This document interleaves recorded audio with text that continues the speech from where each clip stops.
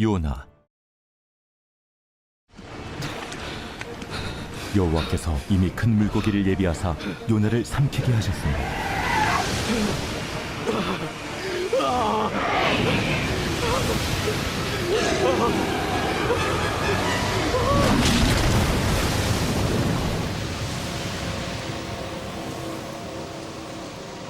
요나가 밤낮 3일을 물고기 뱃속에 있으니라.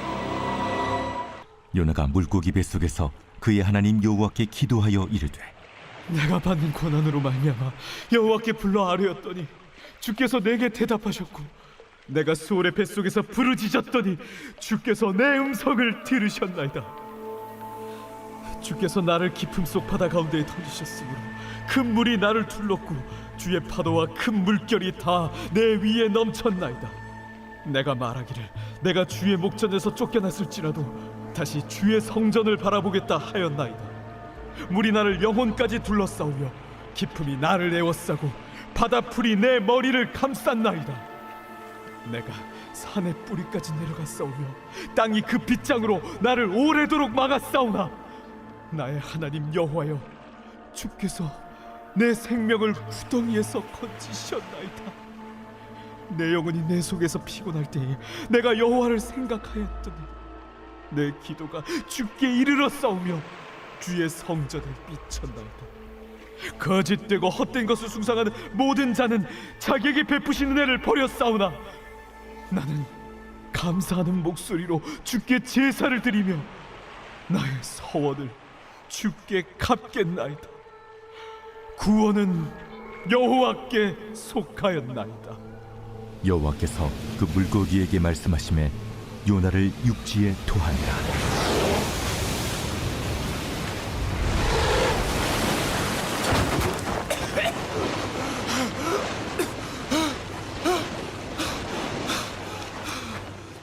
우리 요게 나입니다. 우리 두 번째 시간입니다.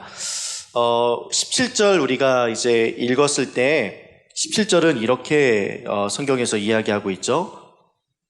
여호와께서 이미 큰 물고기를 예비하사 불순종했던 요나에게 이미 하나님께서는 역사하셨어요. 불순종했던 사람들에게 하나님께서 일하지 않으신다. 나는 하나님께서 내가 하는 행동들을 보면 하나님께서 나와 함께 하기를 싫어하실 거야 라고 생각할지 모르지만 오늘 이 성경 말씀에서는 요게 나입니다.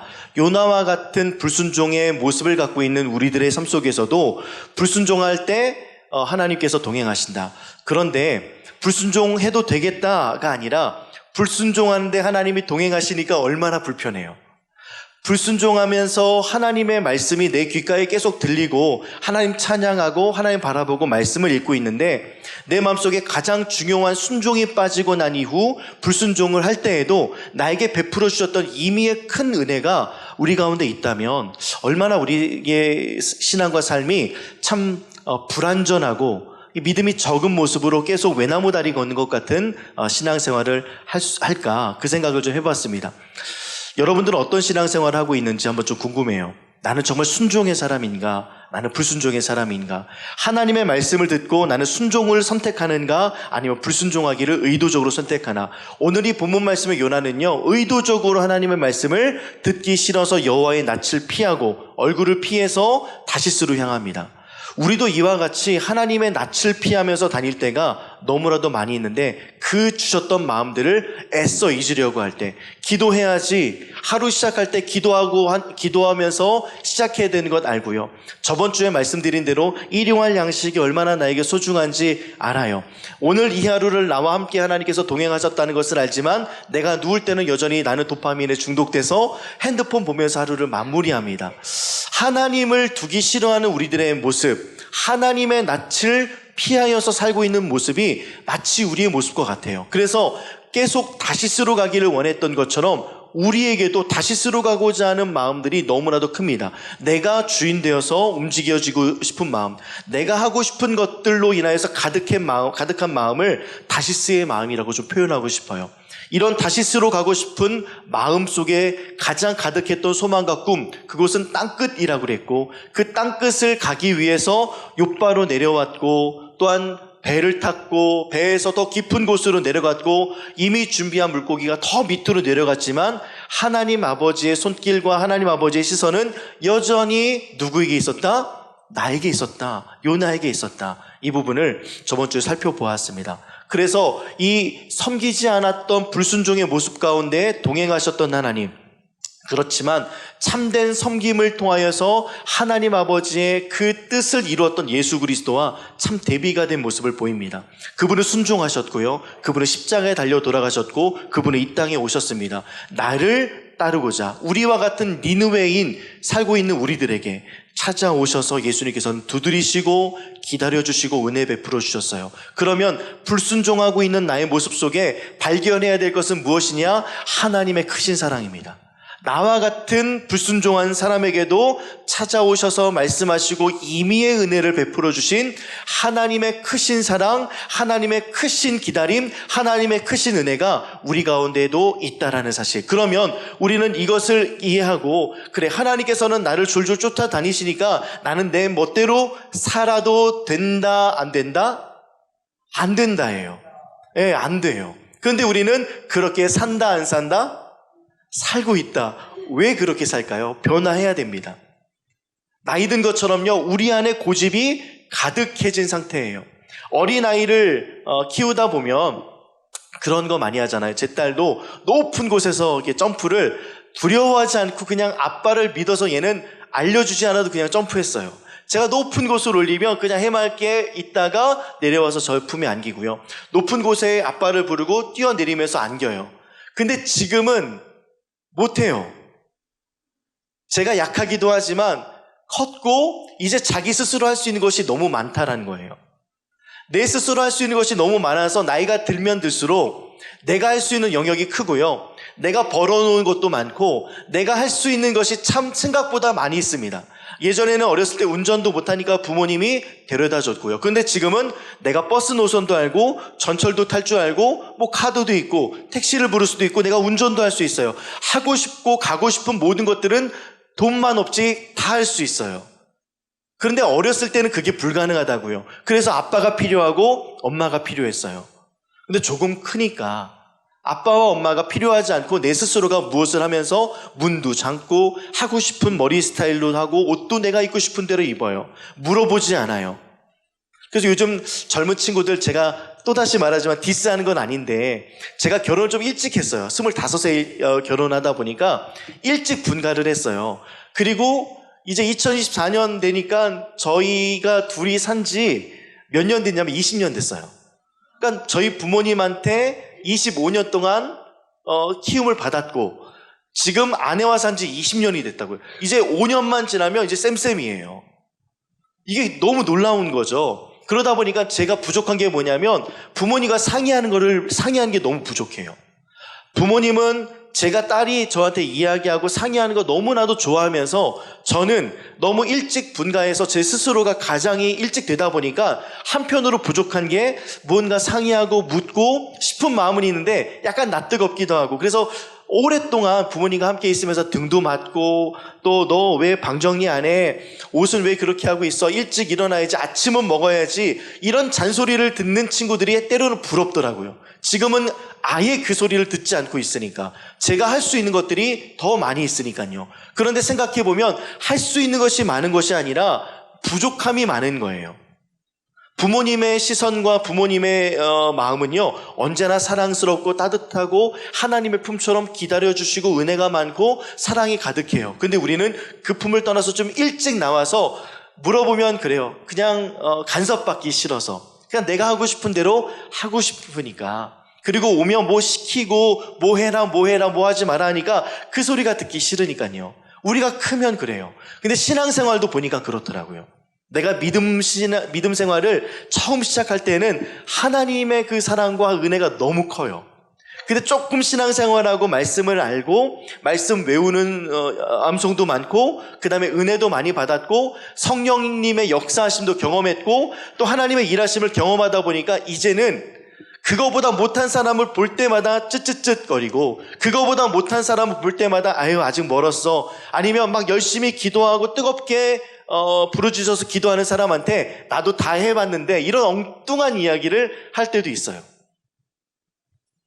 언제나 하나님께서 우리를 보시기에는 어린아이와 같거든요. 이번에 시편 23편 말씀을 우리 목요일 날 찾아봤는데 시편 23편 말씀에 어떤 말씀을 저희가 보고 있냐면 시편 말씀 중에 23편 1절은 여호와는 나의 목자시니 내게 부족함이 없으리로다죠. 두 번째는 그가 나를 푸른 풀밭에 누이시고 쉴만한 물가로 인도하십니다라는 고백이에요. 그 쉴만한 물가로 인도하시는 푸른 풀밭에 누이시는 장면을 생각해 보니까 여러분들이 피곤하고 힘들 때 스스로 눕습니까? 누가 눕혀줍니까? 스스로 눕죠. 근데 이 시편 23편은 누이시고라는 장면이 나와요. 나를 누이신다. 마치 어린아이와 같이 누이시고. 이 장면을 유심히 살펴보았던 필립 켈러는 양과 목자의 책에서 이렇게 이야기합니다. 첫 번째, 양이 목자가 아무리 누이려고 해도 눕지 않을 때 1번, 위협하는 존재가 없어야 된다는 거예요. 양은 초식동물이라 깜짝깜짝 놀라잖아요. 예민하잖아요. 깜짝깜짝 놀라니까 그 깜짝깜짝 놀라는 그 예민함을 없애줘야 된다는 거예요. 위협적인 으르렁거리는 소리가 됐든 갑자기 날카로운 소리가 됐든 깜짝 놀랄 만한 소리를 제거해줘야 된다. 두 번째, 서로 이 양들은요 강한 자에게 약하고 약한 자에게 강한 동물이거든요. 누구와 같이? 나와 같이. 우리는 강한 사람에게 막 강하고 요즘에 분노 조절 장애 있는 분들 마동석 앞에는 그 분노가 선택적으로 나타난다면서요. 그렇게 막 분노 조절 장애가 나는데 마동석 앞에도 분노 조절이 안 되면 그거 진짜 분노 조절 장애겠죠. 근데 선택적으로 약한 사람에게만 분노하는 그런 선택적인 분노 장애의 모습이 우리 가운데 있는데, 이렇게 양들 서로 약한 아이들만 보면서 뿔 그 찐빵 같은 거 2개 딱 달고 있으면서 서로 들이받는다는 거예요. 자기 가족들 또 자기 이웃들을 서로 들이받는데요. 그래서 다툼이 없어야 된다. 그래야지만 누울 수 있대요. 세 번째로는 너무 의아했는데 해충이 없어야 된대요. 해충이. 왜 해충이 없어야 될까? 근데 우리도 그렇죠. 목이 있으면 잠 못 자죠. 잠자리 조금 등 베이면 못 자죠. 또 여행 갔을 때 저 같은 경우에는 그 사각사각하는 그 이불이 너무 싫은 거예요. 호텔 같은 데 가면 대부분 사각사각 거리잖아요. 그 소리에 깨요. 그리고 뻣뻣해요, 이불이. 제 이불은 아주 부드러운데 하도 오래 쓰니까 우리 이불들은 다 그렇게 좀 부드럽잖아요. 외부에 나가면 그런 이불들을 물론 제가 좋은 데를 못 가봐서 그럴 수도 있지만 아무튼 제가 간 곳은 다 사각사각거려서 잠을 못 자는 거예요. 그냥 잠을 잘 수 있는 요인들이 만들어져야 우리는 잠을 자는 거죠. 게다가 얼마나 많이 생각 속에 걱정과 근심이 많아요. 아들 생각, 딸 생각, 남편 생각하면 부글부글, 또 나를 오늘 만나서 좀 꼽주었던 사람들 생각하면 막 화가 나고, 이러면서 그 생각에 꼬리를 물고 내 미래, 내 노년 어떻게 하지? 내 자산은 요거밖에 없는데 이 집값도 올려달라고 그러고, 이제 금리는 높아지고 장 보면 살 것이 별로 없고 애들 또 반찬 투정할 텐데, 이런 꼬리에 꼬리를 물고 가고 있는 내 사고를 계속 따라가다 보면 잠도 못 이루고요. 그래서 아마 이 분이 그렇게 이야기한 것 같아요. 해충이 없어야 된다. 우리를 불편하게 하는 요인이 없어야 된다. 네 번째, 다 동의하실걸요? 충분히 먹어야 된다. 충분히 먹어야 돼. 위가 쪼그라들면 안 돼요. 민정이가 이야기했던 것처럼 쪼그라들지 않고 충분하게 배부르고 있어야 눕는데요. 근데 이 필립 켈러라는 학자 외에 다른 학자가 한 가지 더 이야기했는데, 푸른 풀밭과 쉴만한 물가라고 그랬잖아요. 이 물가가 있다고 해서 저는 양들이 그래 물가가 있으니까 내가 배고플 때 이 물을 마시러 가는 줄 알았어요. 근데 너무 재밌는 사실은 뭐냐면, 목이 마른데 흐르는 물을 양이 안 먹는데요. 이상한 애들이에요. 누구처럼요? 우리가 아니라 나처럼. 네, 나처럼. 흐르고 물살이 세면 안 먹는데요. 그 목자가 뭘 해줘야 되느냐? 물기를 내줘서요, 웅덩이를 만들어줘야 돼요. 이거 먹어? 이게 우리 주님의 모습이라는 거예요. 여호와는 나의 목자는, 그 목자라는 단어가 왕이라는 단어거든요. 이 왕이 우리를 대할 때 어린아이와 같이 대한다. 이미 우리를 향한 그 사랑으로 충만하신 그분께서 우리를 대하실 때 이렇게 어린아이 대하듯이 누가 공격하는 사람이 없게, 서로 싸우지 않게, 불편함이 없게, 먹을 것도 충분히 주고 식단이 다 예비가 된 거예요. 그리고 흐르는 물 못 마시니까 웅덩이 파서 먹게 해주시고, 이 하나님의 손길들이 우리 가운데 있으면 우리는 그 하나님의 손길을 피해서 내가 하고 싶은 대로 하는 불순종을 해야 될까요? 아니면 순종을 해야 될까요?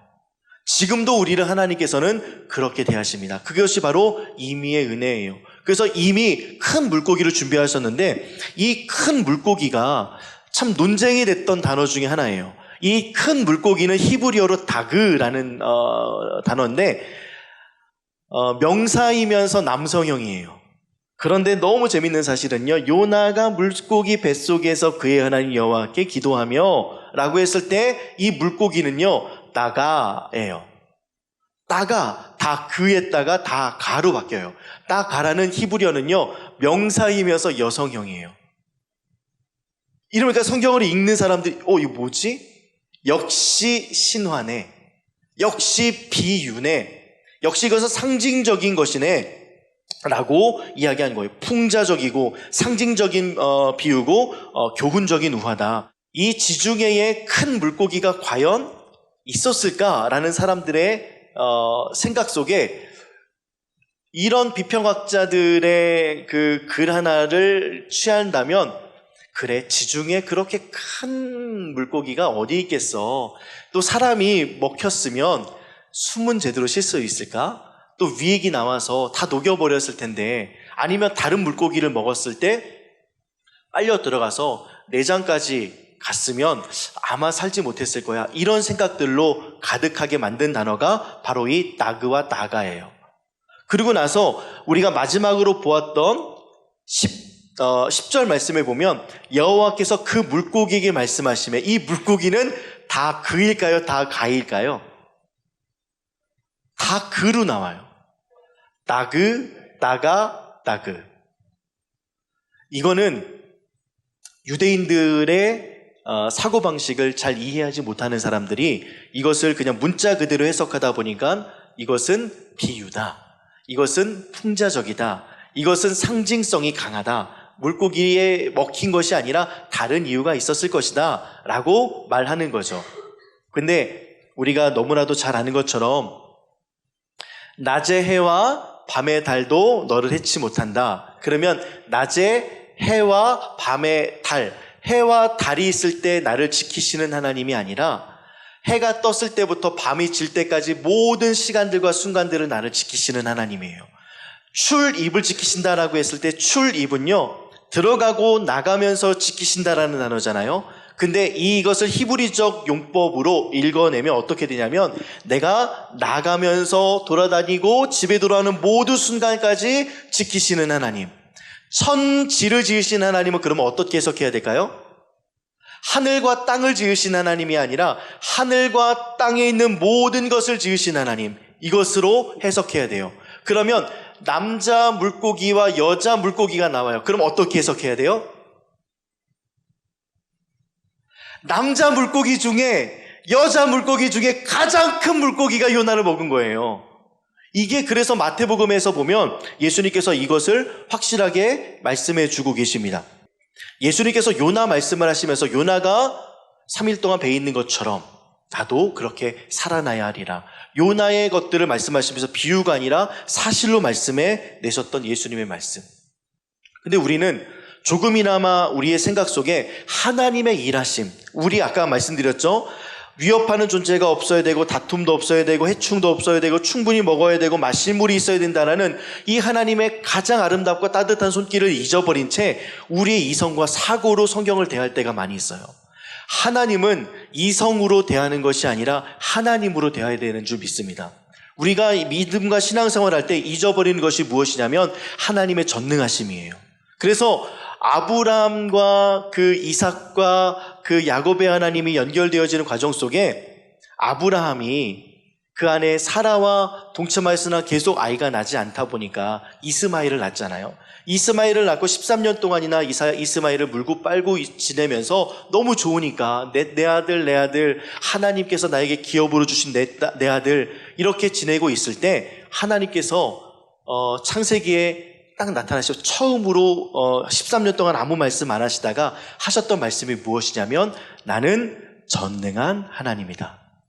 하나님께서 이 전능한이라는 단어를 그때 처음 사용하세요. 나는 무엇이든지 다 할 수 있어. 경수가 끊어졌지, 아이를 생산할 수 없지, 나는 전능한 하나님이야. 지금 13년이 지났어도 너 99세, 100세 때 그 이상 되었어도 나는 너가 너의 몸에서 아이를 낳게 할 거야. 나는 그 전능한 하나님이야. 그 전능한 하나님을 저와 여러분들 믿으시기를 주님의 이름으로 축복합니다. 이 아수르가 섬겼던 신은요, 어떤 신이냐면 다곤신이었어요. 다곤신. 이 다곤신은 쉽게 이야기하면 아쿠아맨이에요. 물의 제왕. 그러니까 다곤신 하면 어업을 잘 되게 하는 신. 그래서 이 시대에 아수르 외에 블레셋도 이 신을 섬겼고요. 메소포타미아 지역의 아수르와 바벨로니아에 살고 있었던 사람들은 대부분 이 다곤신을 섬겼습니다. 이 다곤신은 얼굴은 물고기고요. 아래는 이제 사람의 모양이고 뒤에는 이제 비늘 같은 것도 지느러미 같은 것들이 있는데 이 다곤신이 사람을 먹는 모양의 이제 그 유적도 유물도 나오고 있어요. 이것을 어떻게 우리가 해석해야 되냐면 아수르라는 가장 초대 강국이 아수르라는 이 다곤신이 이스라엘 백성을 먹은 거예요. 그러면 이 요나가 불순종해서 하나님께서 이미 예비하셨던 물고기를 통하여서 먹게 하신 거, 그리고 그 3일 동안 고통당하게 하시고 그 3일 동안 힘든 시간들을 보내게 하신 것에는 반드시 이유가 있다 없다? 아수르가요, 이스라엘을 그렇게 핍박하고 힘들게 했던 것을 몸소 요나가 경험한 거예요. 그래서 임의의 하나님의 은혜가 있어요. 불순종이지만, 그래서 우리는 합력하여 선을 이루신다. 합력이 이 모든 과정들, 불순종의 과정들 속에서도 하나님께서는 합력하여서 무엇을 이루셨어요? 선을 이루어내세요. 요나의 마음속에. 그래서 오늘 우리가 본문에 보았던 말씀과 같이 2절부터는 요나의 기도가 나타나고 있습니다. 이 요나의 기도 중에 5절에 보면 어떤 기도가 있냐면 물이 나를 영혼까지 둘러싸우며 아마 요나가 기도하는 과정 속에 아마 요나의 상태를 생각하면서 기도 가운데 올려드렸을 것 같아요. 그렇다면 물이 나를 영혼까지 둘러싸우며 표현이 조금 너무 시적이다. 근데 너무 이렇게 고통과 힘듦과 어려운 상황들 속에서 이런 시적인 표현이 나올 수 있을까? 생각해보면 이 영혼까지 둘러쌌다라는 게 아니라 이 영혼은 네페쉬인데요. 네페쉬라는 히브리어 단어는 목구멍이에요. 그냥 물이 찰랑찰랑 차서 목구멍까지 들락 했던 그 장면들 속에 기품이 나를 에워싸고 바다의 풀이 함께 먹었을 때 요나만 먹은 것이 아니라 아마 부서진 나무 조각 또 함께 있었던 뭐 해초 이런 것도 같이 먹었겠죠. 이런 것들이 둥둥 떠다니면서 있으면서 하나님께 기도했던 이 장면들, 결국에는 하나님께 순종하겠습니다. 기도하겠습니다. 그가 원래는 기도의 사람이었지만 하나님의 낯을 피하여서 기도하지 않았던 모습으로 일관했던 이 모습이 이 고난과 힘듦들 속에 이스라엘 백성들의 어려움과 고난을 묵상하면서 또 나의 묵상과 연결시키면서 하나님의 은혜를 생각하기 시작한 거예요. 여러분들 기도하십니까? 여러분들 매일매일 기도하셔야 돼요. 매일매일 여러분들 시간을 내서 기도하시지 않으면 안타깝지만 그 사람은 하나님을 의지하지 않는 사람입니다. 내가 가장 힘든 삶을 살아가고 있지만 반대로 내가 아무런 힘듦도 없이 평안함 가운데 있지만 실제로 그것을 하나님의 시각으로 들여다보고 십자가의 은혜로 들여다보면 결코 평안함이 아니에요. 왜냐하면 하나님과 없이 살아가니까요. 그래서 요나의 1장과 2장은 변화가 있습니다. 요나서의 1장과 2장이 변화됐던 것은 그가 처한 상황이에요. 그가 받게 되어지는 가장 치열한 고난, 그러면서 이스라엘 백성들의 고난을 보았고 그는 기도하기 시작합니다. 하나님 도와주세요. 하나님께서 도와주심을 믿습니다. 그래서 결국에는 그의 기도의 끝에 나는 감사하는 목소리로 주께 제사를 드리며 나의 서원을 주께 갚겠나이다. 다시 돌아가겠습니다. 구원은 여호와께 속하였나이다. 여호와께서 그와 같은 기도 제목을 들으시고 기도를 들으시고 그 물고기에게 말씀하심에 요나를 육지에 토하니라. 이제 요나의 제2의 인생이 펼쳐집니다. 이제 꽃이 피는 이제 봄이 됐고요. 이제 더워지는 여름을 향하고 있습니다. 이 시간들과 계절을 돌보시는 하나님 앞에 여러분들 어떤 기도를 지금 드리고 계시나요? 혹시 아무런 기도조차 하지 않고 내가 살아가고 있고 내가 혹시라도 잘 되고 있다면 영적인 눈을 열어 내가 잘 되고 있지 않고 다곤신에게 먹힌 것 같은 이방신에게 사로잡힌 모습과 같은 그 모습으로 지금 내가 있다. 3일 동안 내가 있다. 결국에는 이 3일의 시간들 동안 변화가 일어났고 변화가 일어나야만 합니다. 우리가 알고 있는 아브라함 때요. 아브라함이 하나님께서 그 아들 이삭을 바쳐라. 그리고 나서 즉시 순종하여 이 나귀의 짐을 싸고 하나님께서 말씀하신 그 산으로 출발하기 시작합니다. 그 산으로 가는 그 이동 과정이 3일이었어요. 3일 동안 얼마나 많은 생각을 했을까요? 얼마나 죽을 것 같은 고난이 있었을까요? 그 죽을 것 같은 그 고난 속에서 결국에는 3일 당도하고 나서 하나님께서 말씀하시는 그 산을 아브라함은 바라봅니다. 바라보고 나서 그는 순종함으로 이삭을 하나님께 드립니다.